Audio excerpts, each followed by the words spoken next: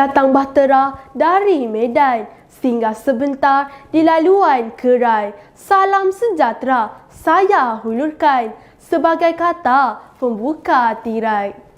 Sejambak kasih, Sarul Kasturi bak para hakia bijaksana dan berwawasan, guru-guru dan sejak penonton yang budiman. Assalamualaikum dan salam sejahtera. Otak cerdas, minda sihat. Inilah tajuk syarahan yang akan saya sampaikan pada hari ini. Otak merupakan organ yang sangat penting dalam tubuh manusia kerana berfungsi untuk mengawal atur dan memberi arahan supaya sistem tubuh berfungsi dengan normal dan baik. Otak yang sihat lahir daripada tubuh badan yang sihat dan lengkap dengan nutrisi yang seimbang. Hadirin sekalian, setiap individu pasti ingin hidup sihat dari segi fizikal dan mental. Seseorang yang sihat dapat melakukan aktiviti harian tanpa gangguan. Walaupun begitu, matlamat tersebut tidak mudah dicapai sekiranya amalan gaya hidup sihat tidak diamalkan.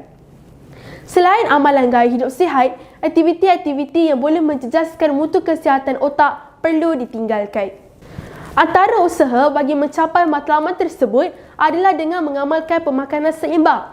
Makanan yang dimakan hendaklah mengandungi zat yang secukupnya. Seseorang yang tidak mengambil berat tentang pemakanan seimbang akan terdedah kepada risiko serangan pelbagai penyakit. Misalnya, pengambilan gula dan kolesterol yang berlebihan akan memungkinkan seseorang diserang penyakit diabetes sehingga menimbulkan masalah kepada fungsi jantung. Piramid pemakanan yang dicadangkan oleh Kementerian Kesihatan Malaysia perlu dijadikan paduan untuk memastikan makanan yang dimakan mengandungi khasiat yang seimbang dan dapat menyihatkan badan. Memakanan yang sihat akan menyumbang kepada perkembangan otak yang sihat. Antara makanan yang baik untuk minda ialah makanan yang mengandungi omega 3 dan omega 6. Asid lemak omega 3 berperanan untuk mengawal keupayaan neurotransmitter dalam otak. Asid lemak omega 6 pula membantu menguatkan daya ingatan. Ketidakseimbangan asid lemak ini akan menyumbang kepada masalah kesukaran dalam pembelajaran dan masalah sikap termasuklah gangguan disleksia dan autisme. Hadirin yang dikasihi, senaman juga membantu peningkatan fungsi otak. Kajian menunjukkan dengan membuat senaman seperti berjoging, berbasikal, berenang atau berjalan pantas dapat membantu pengaliran darah yang baik ke otak sekaligus membekalkan oksigen yang cukup untuk fungsi otak. Selain itu, senaman aerobik juga boleh dilakukan. Senaman aerobik merupakan senaman yang melibatkan otak dan menghubungkan neuron. Pelbagai aktiviti seperti menyelesaikan puzzle, bermain teka-teki, catur dan lain-lain yang melibatkan otak dapat merangsang fungsi otak. Jika rakyat negara ini mengamalkan aktiviti senaman, tahap kesihatan rakyat Malaysia akan meningkat. Oleh itu, kesedaran tentang kepentingan aktiviti senaman hendaklah dipupuk. Untuk mendapatkan otak yang cerdas dan minda yang sihat, kita juga perlu mencuba sesuatu yang baharu.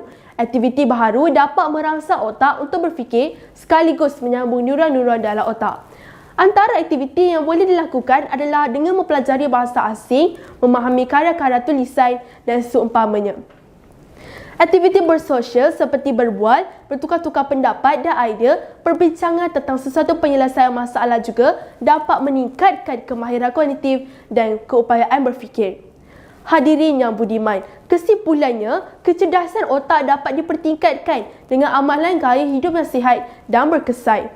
Keupayaan otak yang baik mampu mengurangkan risiko penyakit yang berkaitan dengan kemahiran kognitif seperti daya ingatan, menganalisis penyelesaian masalah dan seumpamanya.